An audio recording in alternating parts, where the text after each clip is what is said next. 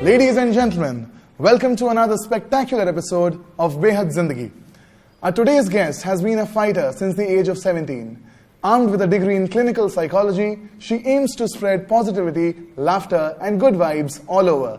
Of course, with her amazingly wonderful band, in which she happens to be the lead singer and the lead vocalist. Ladies and gentlemen, presenting in front of you all, Miss Kanchan Daniel. Hello. So finally, you're here. Yes, I am. So how happy do you feel to be on our special show today? I'm really excited and I'm really happy to have this opportunity to talk about my life. Wonderful, wonderful. Okay, so I'll start on a lighter note. We'll get to the intense stuff later on. Okay, that sounds good.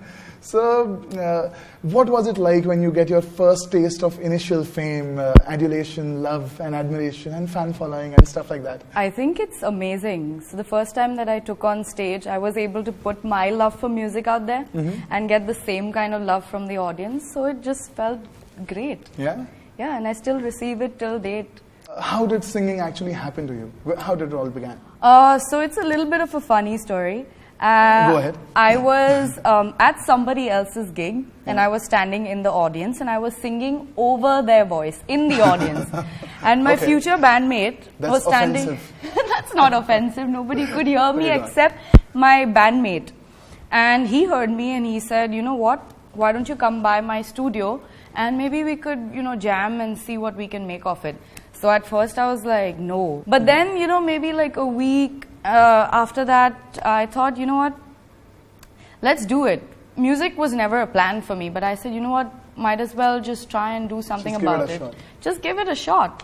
And then also the fact that I had been through, I had battled cancer and I had come out of it recently, that struck me at that point. It was like an epiphany and I was like, you know what, maybe I've been given a second shot at life. Let's just take it and let's see what I can do. And I was at the studio the next day and my life kind of took off from there. Yeah.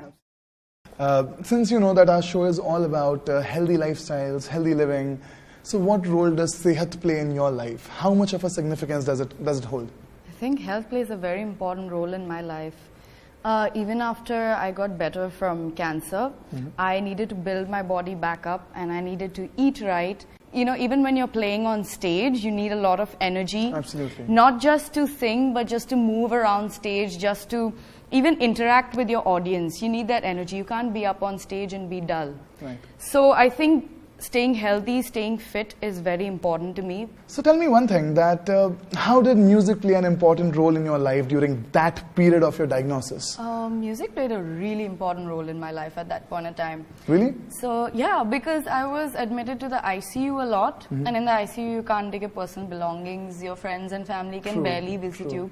But I think my doctors were kind enough to allow me to take my iPod to the ICU.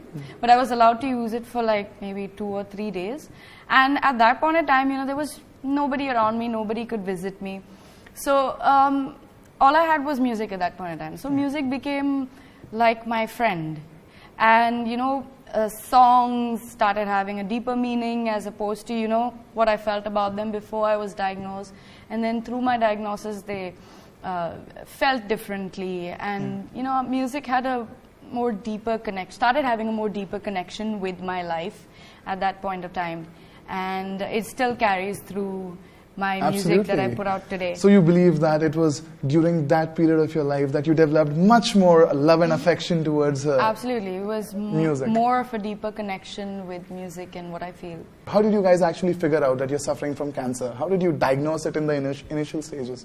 Okay, I started driving and usually I'd get a really bad pain in my right thigh, and at that point in time I thought maybe it's because of overexerting myself or because I'm driving around too much or something of that sort. Right. You never think it's nobody cancer would imagine. Of all the things. And I used to also have a lot of fever and frequent fevers.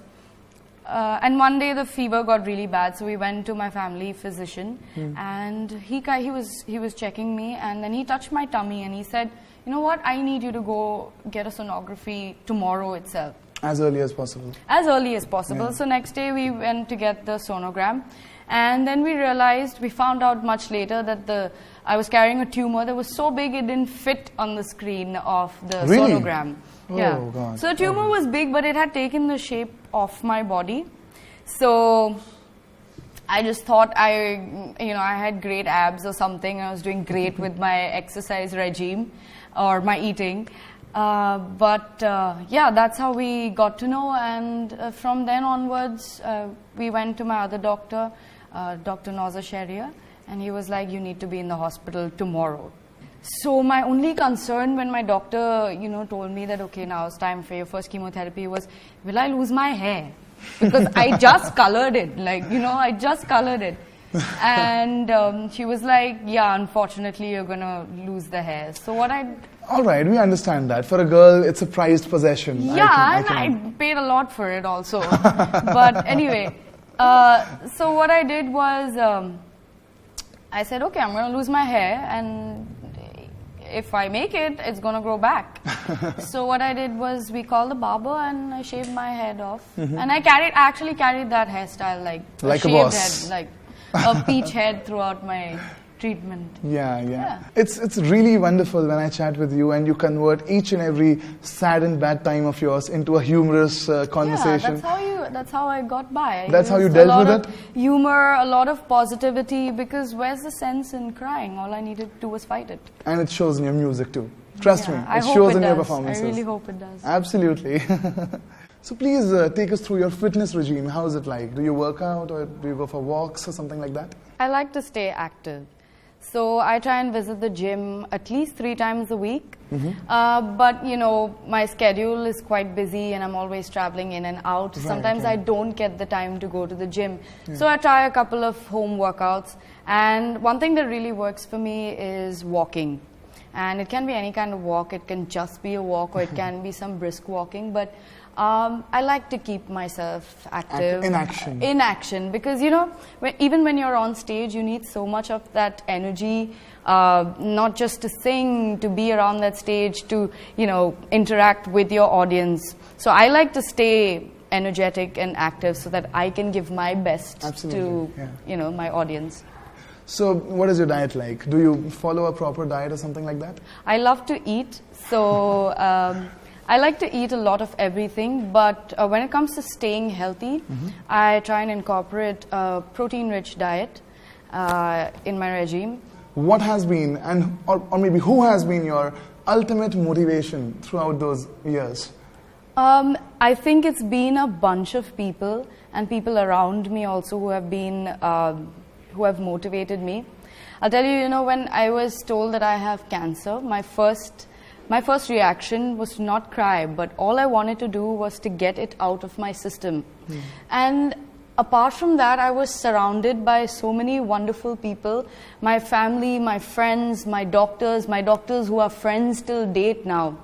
And they just, along with the hidden strength that I didn't even know I possessed, and my own sort of self-talk, the support and positivity of my friends and my family and my doctors, the combination of all of that kept me motivated throughout my journey and kept me fighting. And I think it's been wonderful because here I am today. One more thing, Kanchan. I'd like to request you, in fact, to please convey some sort of message and to all the aspiring youngsters and upcoming artists and performers in future. Because you are one, you've proved your worth, and you have that position to please, in fact, motivate and inspire all of them out there.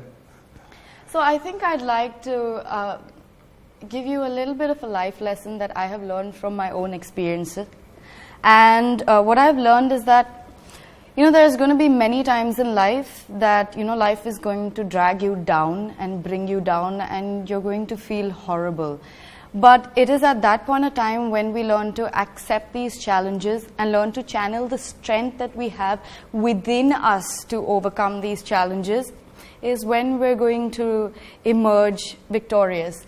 So I would say that, don't give up on your dreams, don't stop fighting, and always keep moving forward. They absolutely do.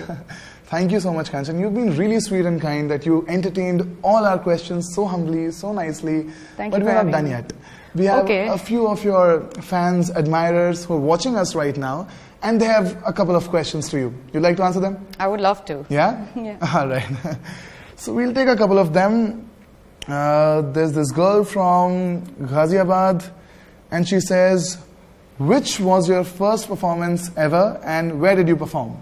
My first performance was in 2012 at Blue Frog in Bombay. In Bombay itself? In Bombay itself. Wonderful.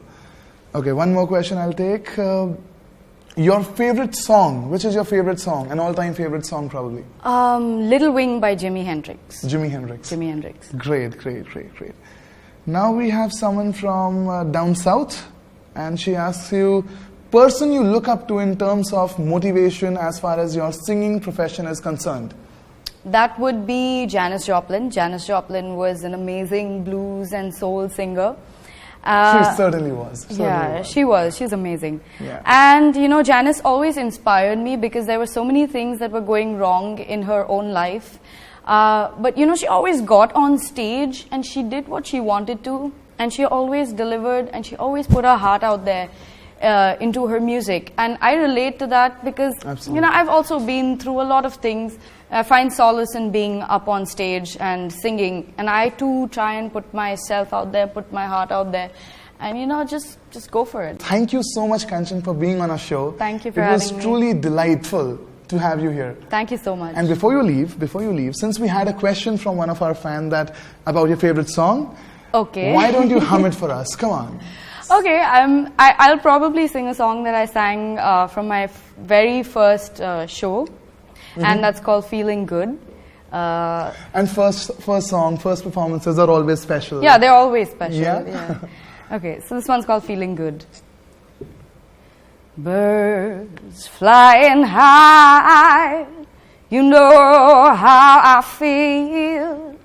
The sun in the sky, you know how I feel. Breeze drifting on by, you know how I feel. Yeah, it's a new dawn, it's a new day, it's a new life for me. And I'm feeling good, yeah. You know I'm feeling good. How wonderful, how wonderful. Thank you. And trust me, it's one of the most melodious endings to our show. Thank you very much. Thank you so much for having me. Aditya Birla Health is running an amazing activity on their website online. And for that matter, may I please request Kanchan to invite all our spectators on our website for that. So this is a really interesting and a cool activity where you guys can share your own inspirational stories or the inspirational stories of others. So it would be great to hear from you. Ladies and gentlemen, please do visit www.adityabirlahealth.com/behadzindagi and register your amazingly motivational stories. Thank you very much for joining us. It truly means a lot to us. Take care.